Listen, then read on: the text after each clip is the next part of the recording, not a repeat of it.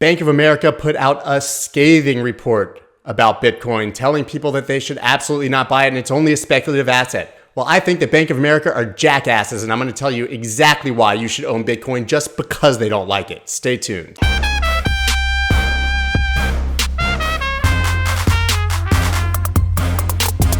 What is up, everybody? I'm Scott Melker, also known as the Wolf of All Streets. First, please go ahead and subscribe to my channel and hit that like button, and please feel free to leave comments. I'll try to engage with you guys. I want to know your feedback on these videos. Now, today I want to talk about Bank of America's scathing report against Bitcoin. Now, at this point, it's pretty clear that taking financial advice from banks is akin to skipping electric cars and taking car advice from the Flintstones. They would have you sitting in a wooden car with stone wheels, pedaling and kicking as fast as you can to get to the restaurant to eat your brontosaurus burger. These guys are absolutely dinosaurs, and they do not get it. So what we're going to do is we're going to go ahead and read through these news stories, and I will comment on them and tell you what I think. So to start, Bank of America slams Bitcoin impractical as a store of wealth or payment mechanism.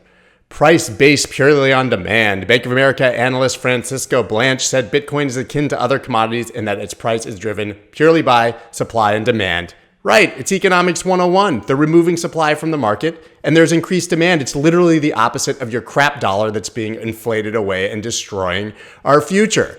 I would make that a point for, not a point against. I don't know about you guys.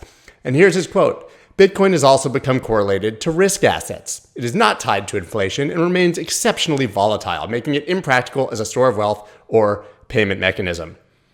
But they think gold is a good store of wealth and a good payment mechanism? Have fun splitting up a gold bar and going to pay for a drink at the local bar, or digging it up out of your backyard where you had to bury it to store your gold. Bitcoin is superior in every single way as a store of value, and it is a practical payment platform, even though many people don't use it for that. And then they went on, of course, to make two of the arguments that we can't seem to escape. One being the environmental impact, and two being that it's used for nefarious activities. If you want to worry about the environmental impact, then get rid of your cell phone. Stop watching Netflix. You know what? Everybody at Bank of America should become a vegan because cow farts and methane are one of the worst things for the environment. Have fun not eating steaks, Bank of America. These guys absolutely don't get it, and it's a shame that the banks are so clueless. Now, they went on to make further statements about Bitcoin and saying that they will be replaced and made completely irrelevant by central bank digital currencies, which we all do agree are inevitable and are coming. Here's a couple things they said. A growing number of central banks are actively exploring the development of central bank digital currencies, or CBDCs, in an effort to defend their territory from cryptocurrencies. Bank of America analysts said in a Wednesday note to clients, "You're damn right. They're scared. They know that we have a better form of money and that they're going to need to control it, which means that they have to go digital. But that doesn't mean it's going to work. Let's think rationally about what central bank digital currencies mean for Bitcoin and for your average person. A central bank digital currency is a wet dream for a central bank that can completely control the money supply. They want your taxes. They take it right out of your wallet. They want to know what transactions you've done. You don't have cash. They know every single transaction. It completely destroys your privacy.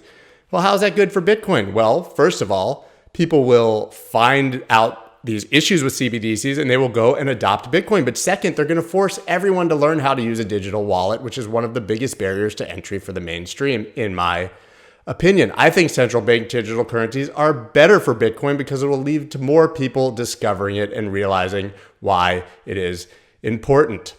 But here's the critical quote of what they said. Regardless of the technology used for a digital euro, its nature, the fact that it is a risk-free liability of the central bank makes it fundamentally different from crypto.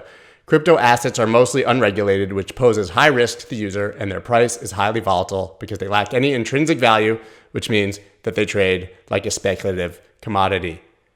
You're right.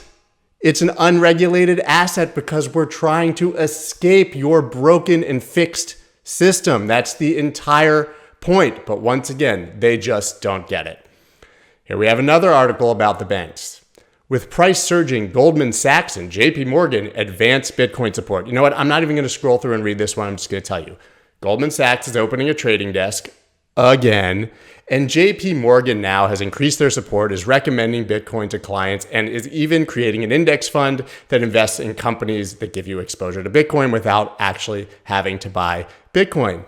Now, it's fun to celebrate this. It's great, but we should only celebrate it because it helps the number go up and helps more people get into Bitcoin. We should not celebrate it because the bankers are here. They're not on our side. JP Morgan is the very company led by Jamie Dimon, who said that he would fire his employees if they even tried to trade it. He said it was worthless. He said it was garbage. Of course, he was buying it at the same time. And Bank of America, well, they may be likely doing the same thing. And I'm quite sure that Goldman has exposure. And finally, Morgan Stanley becomes the first US bank to offer its wealthy clients access to Bitcoin funds. Great. Let's read this. Morgan Stanley is only allowing its wealthier clients access to the volatile asset. The bank considers it suitable for people with an aggressive risk tolerance who have at least $2 million in assets held by the firm. Investment firms need at least $5 million at the bank to qualify for the new stakes. They don't get it.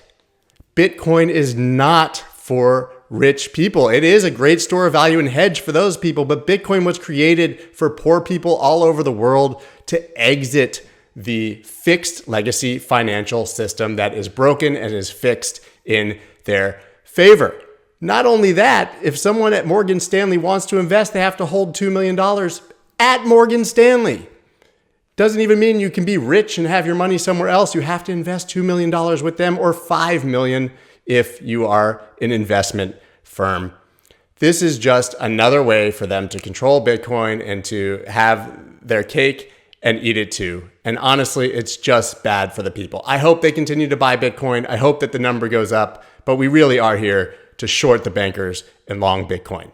Once again, my name is Scott Melker, also known as the Wolf of All Streets. Please subscribe to my channel, hit that like button, and I will see you guys tomorrow. Peace.